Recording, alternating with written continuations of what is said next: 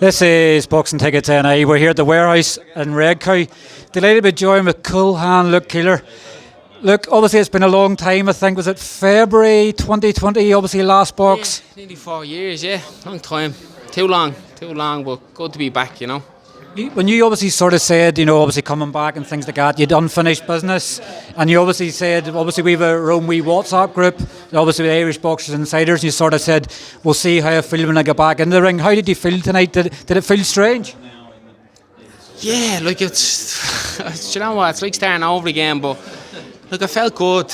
I missed that buzz, you can't replicate that. That's why I'm still chasing. You can't replicate that high and that crowd and the little adrenaline rush. Like, it's special, and I did miss it. So it's good to get a win and a stoppage again. I'm back, because not many stop him, that guy. Do you know what I mean? And that was the plan.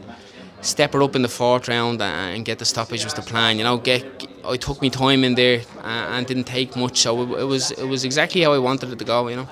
Obviously, I was sort of saying that Tony in an interview as well. Obviously, this venue, brilliant. It's like a York Hall, sort of Ulster Hall, sort of on a smaller scale, but everybody's so close and so compact to you. Did that sort of, obviously not that you need something to rekindle a sort of fire within your career, but having everybody so close in the atmosphere, did it really sort of feel like, why have I been out of the ring for so long when I'm missing occasions like this? Yeah, look, it's special. I travelled to Belfast for a long time, and I was starved to box in Dublin, and it's great to see all the old faces back, and hopefully they all have a good night, and we build and go again. That's the plan. I'll get another couple of fights and retire on a high is the plan. But no, it's special, and I always look ahead and say the next one and the next one. But it's important to enjoy even these nights, that kind of way, because they go quick. I thought it was finished, way. It's nice to actually get it back, get a taste of it again. So I'll definitely be back. I was back working full time. I'm going to take a step back from that job and put me heart and soul back into it again.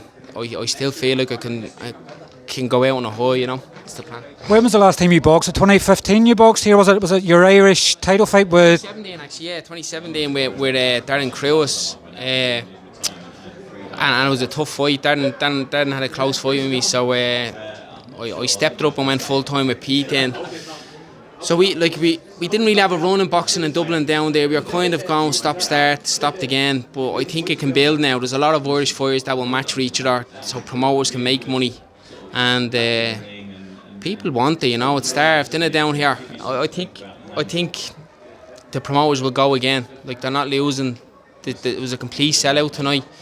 Extra tables, extra tickets, and people turned down for tickets. So it's good to actually see a buzz back for it on a small venue, but it will build, I think. I think obviously the Katie Taylor effect, obviously 2-3 arena shows this year, but obviously as you've highlighted, Dublin obviously has missed big time boxing. Obviously the small hole circuit obviously is the one that there's the most respect sometimes, because that's where we get our next superstars. We're obviously seeing 3 or 4 debutants there tonight. They'll obviously be dreaming of 3 arena shows. They'll be dreaming of world title fights like you've had, but you can't build up without that foundation. And whenever yourself and Gary Cully and everybody else was having to go to Belfast and fight, it didn't feel sort of, although yes you're fighting and everything else, but you want to fight at home, you want to have your own people, not having to travel too far after spending money on tickets. Yeah, look, I felt like I never got a momentum and a groundswell of support, travelling and stop-start in my career, but there's a lot of planned shows, so I think I can build that again.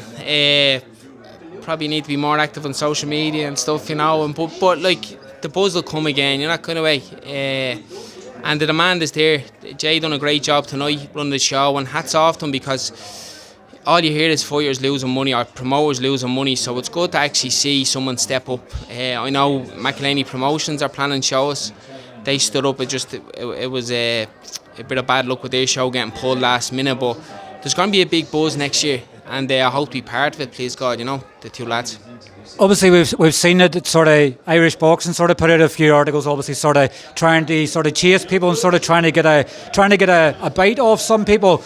What, obviously now that you're back and you've had a fight, I guess some people might start taking it a bit more serious now that you've been back, and then people can't say when did you last fight and everything else. What would you like to do? Obviously I know you want to go out on a high. Obviously I don't really want you to sort of name drop, but you sort of really want to get, is it really a big domestic fight with obviously Jason Quigley? Is it obviously it's maybe trying to see how far you can sort of push yourself again? What would you want? Yeah, look, as I said, I'm going back full-time training, and maybe a ranking belt with the IBO and an IBO title, and you can't be chasing people either. Like, I'll just do my own path, and if the fights happen and the big shows happen, Katie's going to win her next fight, and she's going to go again, and Matchroom are going to go again, Mick Conlon will go again. So it needs the platform and the money to get the likes of Jason, and we're going to build like in Dublin as well, so I think it can come. Like, I had to come back and do it. Like, there's no point me sitting on a keyboard saying I'd like this and like that. Like, I had to turn up today and do it, and I done it well. Like, I wanted to do the 4 rounds, and I wanted to stop in the 4. That was the plan, to go up the gear. So I think it can happen. Like, it is. Like, I'm not looking at young lads coming up. It is a fight that he beat me in the amateurs a call for, and it's a fight that he'd take obviously as well. But it has to be the right card and the right money for him, I suppose. Jason have no problem taking the fight, but I need to build again and build my momentum and build my profile, and hopefully it happens, you know.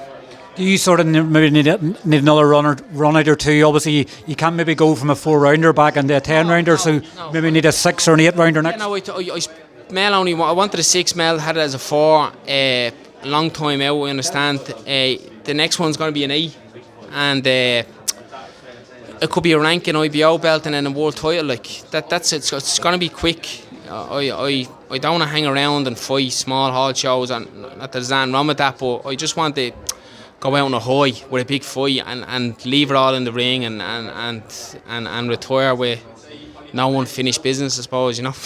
Well, I was sort of going to say it's not sort of a bad thing. Obviously, you're no spring chicken anymore. You can't sort of wait about for these fights. We've seen people want to make fights. Obviously, we've seen that Dennis Hogan and Spike won them. Never obviously seemed to materialise. We sort of thought we were going to get it this year, and obviously it now looks like that's not going to happen. But obviously, you know, if Jay obviously really wants to have a fight, wants to have a domestic fight, that's the bragging rights. You know, it's to say it's obviously been the number one in the weight and everything else, but I guess money talks, isn't it, nowadays? And I guess for you in a way, sort of as well, it'd be nice to earn a good paycheck. Yeah, but like, I'm not just going to go over to be a whipping boy because I fought for a world title. I've no interest in that. Like, I'm not interested in, like, I want to do my own thing. You know, that kind of way. I'm not going to go up against a fucking Keeler either, you know, some Kazakhstan. Who's that fella? Like, I'm gonna do my own on my own terms and do my own thing, and it's just boxing has to have timing, and for, like you mentioned Dennis, so you mentioned me, like, we have to have the right shows and the right timing, and touch wood that happens, you know. Definitely. Well, listen, obviously it's great to see you back. Obviously, thinking back to the Ulster Hall days, obviously, and the SSE, but obviously your fights with Conrad, you know, they were obviously really good. Momentous fights, obviously your Lewis Arias fight, obviously in the field as well. There are some good memories obviously built along, and you fought for a world title worthy, obviously, because you built yourself onto it. Great to see you back.